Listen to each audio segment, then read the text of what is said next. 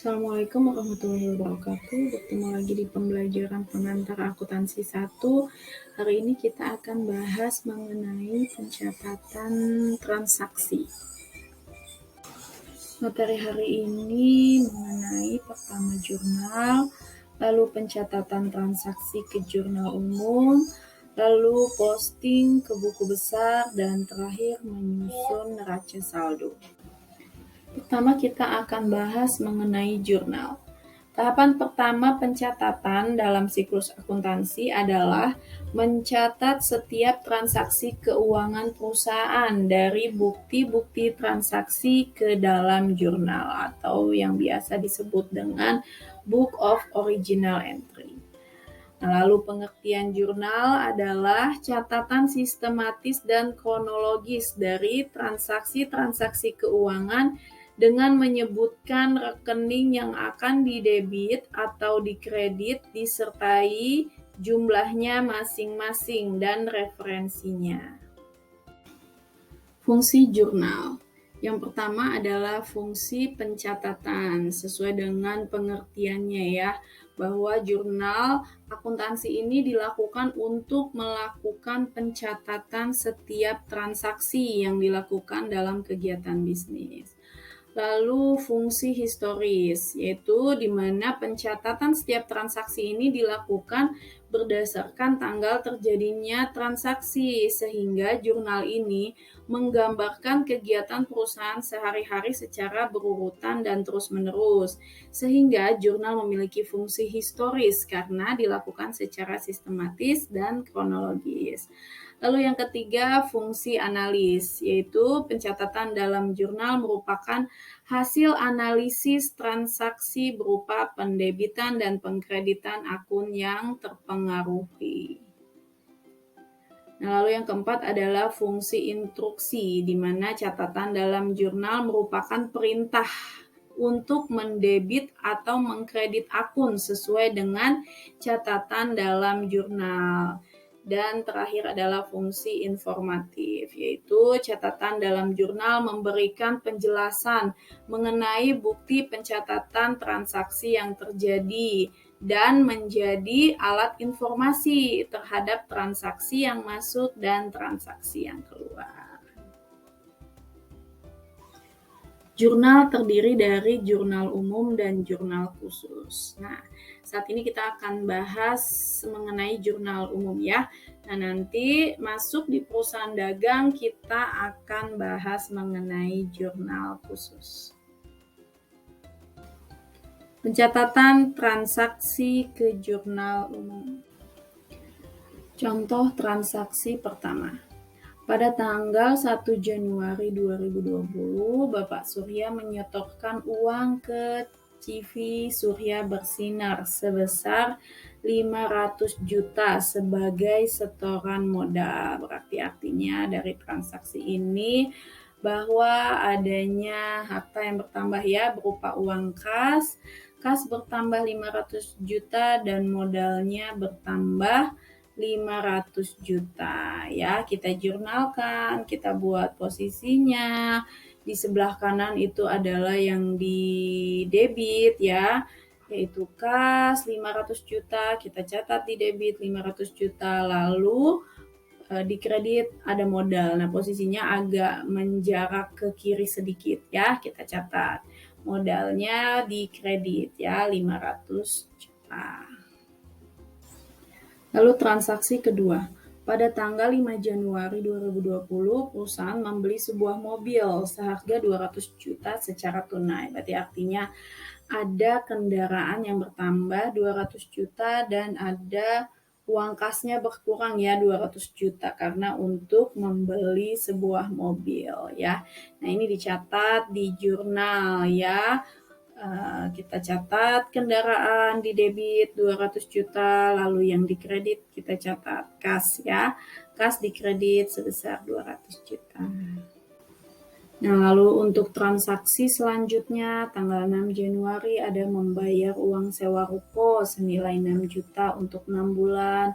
Lalu ada tanggal 7 Januari membeli mesin fotokopi seharga 50 juta secara kredit dan seterusnya ya, sampai tanggal 25 Januari. Kita lihat ya bagaimana pencatatannya di jurnal umum. Nah, bisa kita lihat ya. Ini transaksi yang sudah kita catat di jurnal umum ya. Yang tadi kan kita sudah catat di tanggal 1 dan tanggal 5. Lalu di tanggal 6 ada tadi membayar uang sewa ruko sebesar 6 juta untuk 6 bulan. Maka dicatat di sini. Debitnya apa? Sewa dibayar di muka ya. Lalu yang dikreditnya apa? Ada kas ya 6 juta. Jadi di sini seperti yang Ibu jelaskan yang di pertemuan sebelumnya bahwa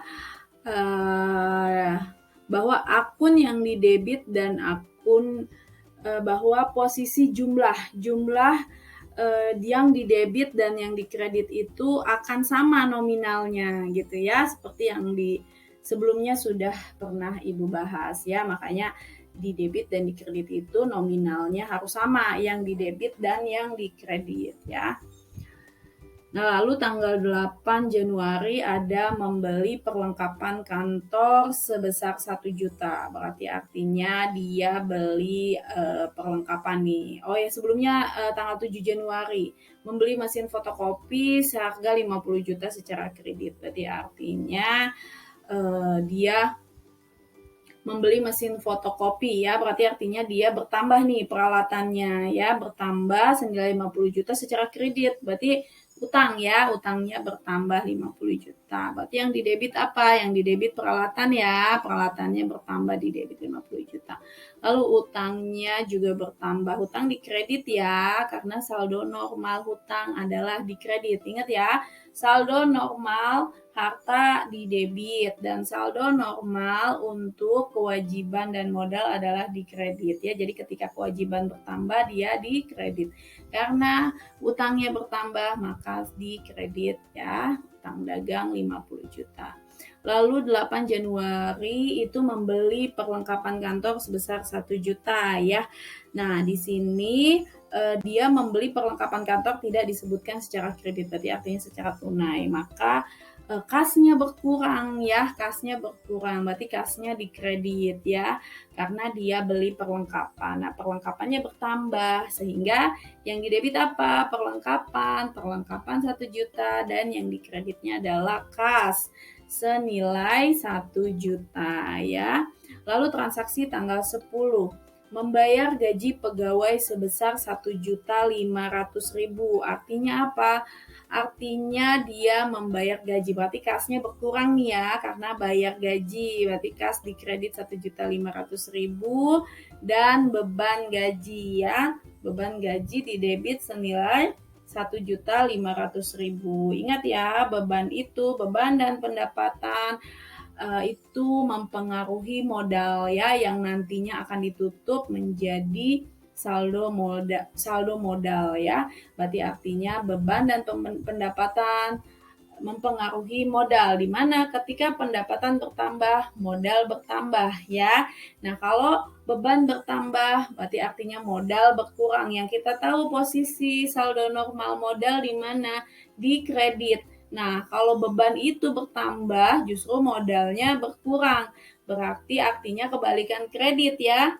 Berarti artinya posisi normal beban adalah di debit ya. Kalau posisi normal pendapatan sama ya, dia searah gitu ya, sama dengan modal ya. Ketika pendapatan bertambah, ketika ada pendapatan modal pun bertambah, berarti dia sama ya dengan modal. Makanya saldo normal pendapatan adalah di kredit ya, sedangkan beban saldo normalnya adalah di debit. Jadi ketika bebannya bertambah, dia ada di debit ya. Maka di sini catat debitnya adalah beban gaji senilai 1.500.000 dan di kreditnya adalah kas ya, karena bayarnya pakai uang kas senilai 1.500.000. Lalu tanggal 15 Januari itu transaksi membayar tagihan telepon ya. Nah, sama ya seperti beban gaji ya. Beban telepon pada kas ya. Senilai 500.000. Lalu tanggal 18 menerima pendapatan dari jasa fotokopi. Nah, pendapatan bertambah itu sama dengan modal ya.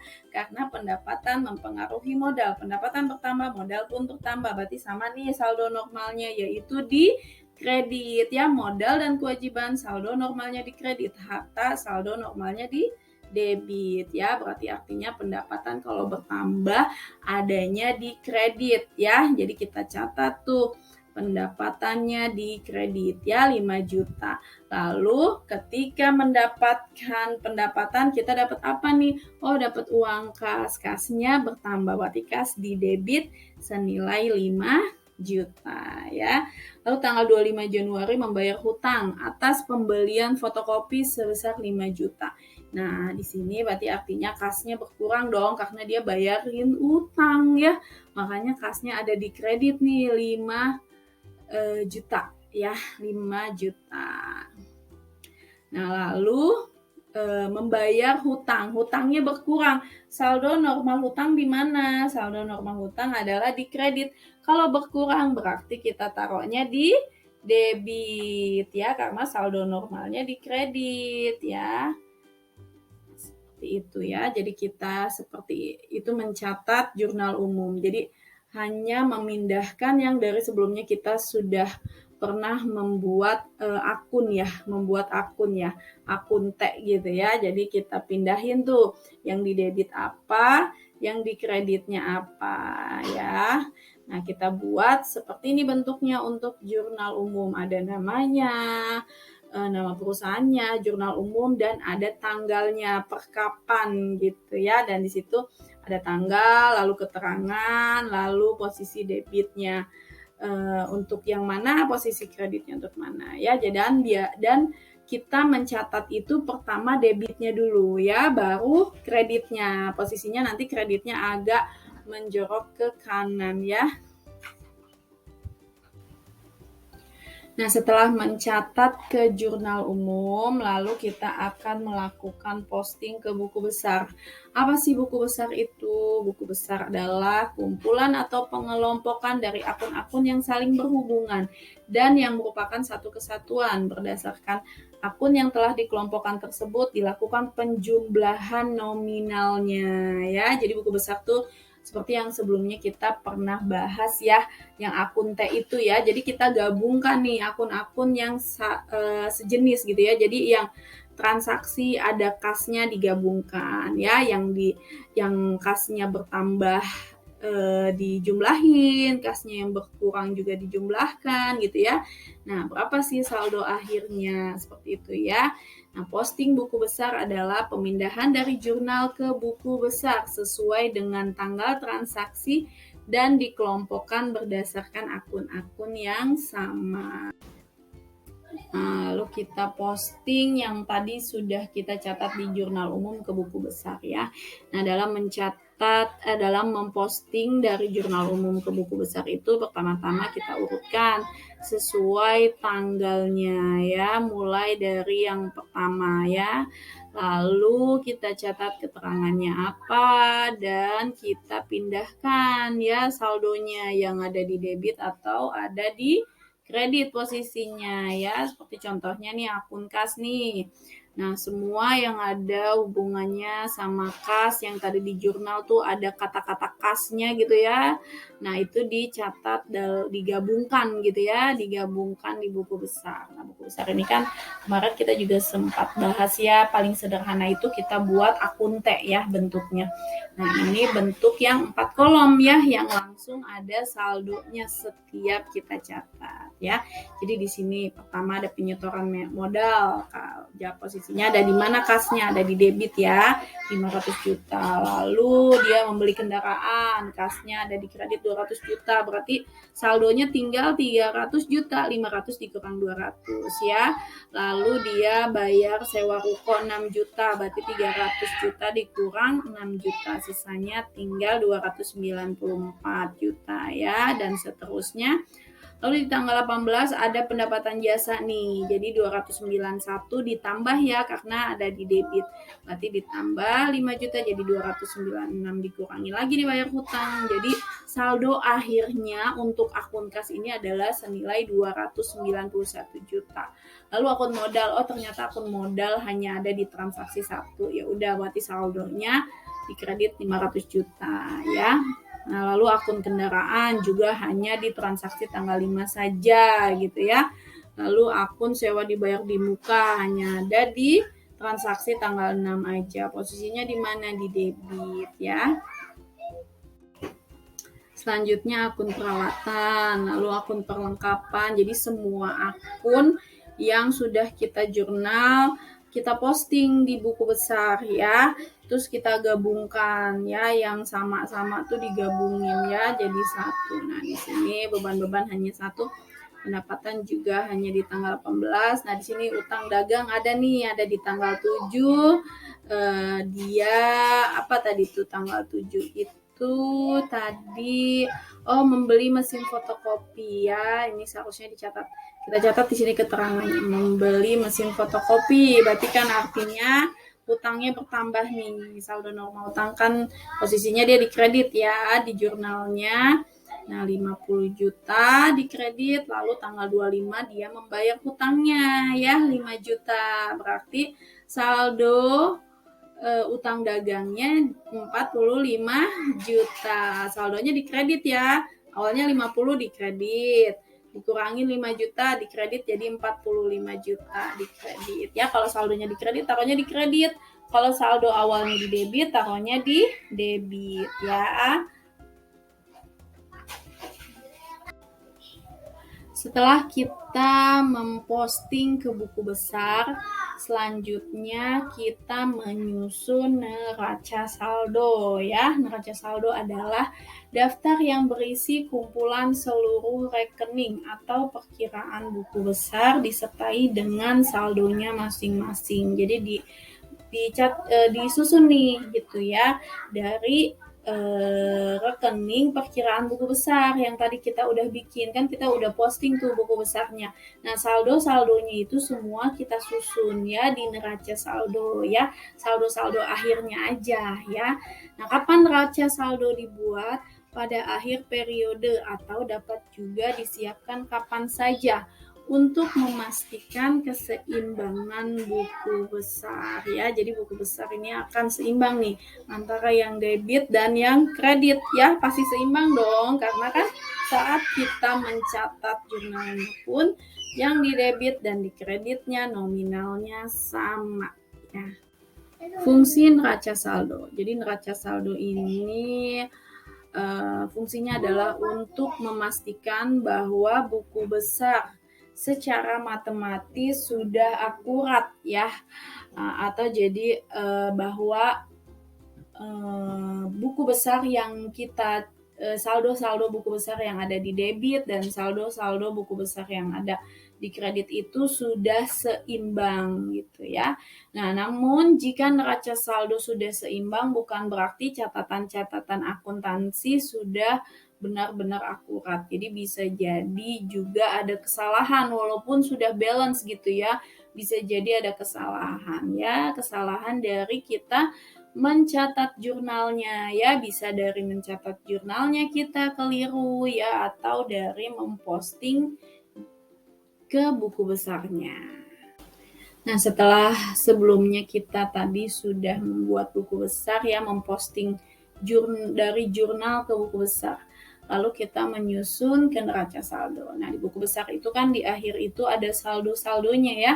Saldo di akhirnya itu. Nah, ya saldo di akhirnya itu kita pindahin ya ke neraca saldo ya. Nah, neraca saldo ini juga bentuknya ada nama perusahaannya, lalu dicatat nih namanya neraca saldo dan tanggalnya per kapan ya. Nah, di sini nama akun. Jadi urutan untuk neraca saldo mulai dari harta ya.